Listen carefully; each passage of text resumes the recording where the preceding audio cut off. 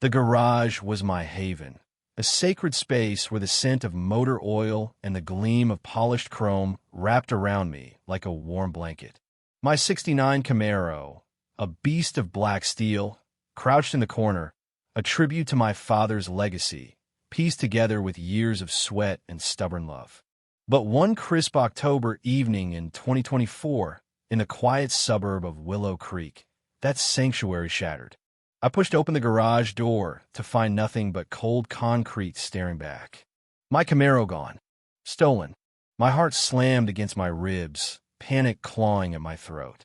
For a moment, I thought I misplaced it, parked it on the street maybe. No, that car never left my sight. I grabbed my phone, fingers trembling, ready to call the cops, when a sound sliced through the dusk laughter, sharp and cruel, like a blade through bone. Across the street stood Ethan, the HOA president's son, a 17-year-old poster boy for privilege, twirling my keys with a smirk that begged to be wiped off. His pack of friends cackled, hyenas circling their leader. "Where's my car?" I growled, voice low, dangerous. Ethan's grin widened. "Shit, mun. Just borrowed it for a joyride. Lock your garage next time." My fists clenched, nails biting into my palms. But before I could move, a small voice cut through the haze. "Daddy." My 8-year-old daughter, Lily, stood barefoot in the driveway, clutching her stuffed fox, her eyes wide with fear. "Tell him to give it back," she pleaded, voice cracking. Ethan turned, his smirk twisting into something darker. He dangled the keys in front of her, taunting. "Want these, kid? Say please." Lily, tiny but fierce, lifted her chin. "Give them back. That's my dad's car." Silence hung for a heartbeat. Then Ethan struck. He grabbed her braid, yanked hard, and slammed her head against the Camaro's hood with a sickening thud. Blood trickled down her forehead, a red ribbon against her pale skin. Her fox hit the ground, and Ethan laughed, kicking her aside like she was nothing. "Oops," he sneered. The world turned red. My body surged forward, but Lily's faint sob anchored me. I scooped her up, her blood warm against my hands, and turned to Ethan, who tossed the keys in the air like a trophy. That was the moment something inside me snapped, something dark and unstoppable was born. I set Lily gently on the grass and moved, silent and lethal, toward Ethan.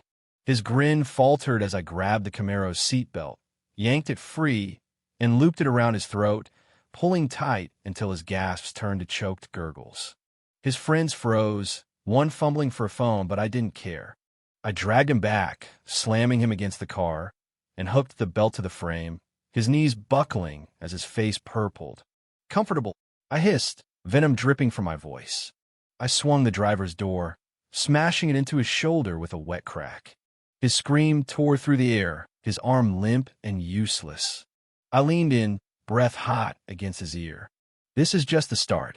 His mother, Diane, stormed out, her designer heels clicking like gunfire.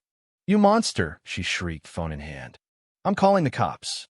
I met her gaze, unflinching. "Call them. But if your son touches my daughter again, I'll burn your world to ashes." 3 days later, a letter arrived from the HOA, a smug fine for unauthorized vehicle storage and debris from the fender Ethan had torn off. I laughed, a bitter, jagged sound, and dove into their records bylaws, budgets, anything I could find. That's when I uncovered it. $50,000 in landscaping costs to Green Vista Services, a company that didn't exist before Diane's reign.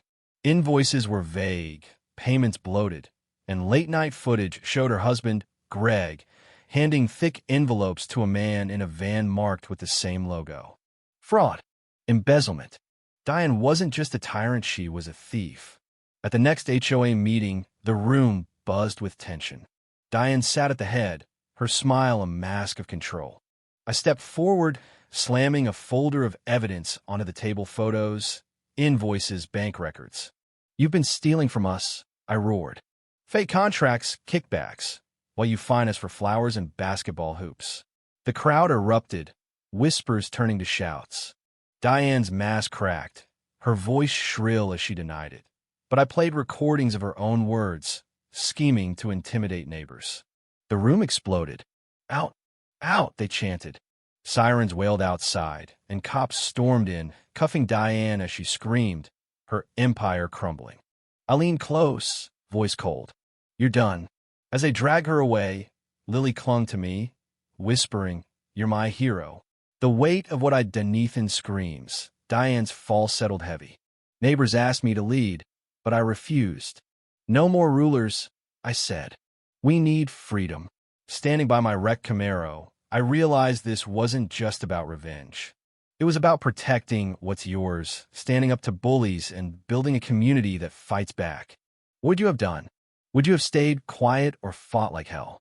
If someone hurt your family, would you stop at justice or go further? Comment below, hit like if this story lit a fire in you, and subscribe for more tales of courage and reckoning. Trust me, the next one's even wilder.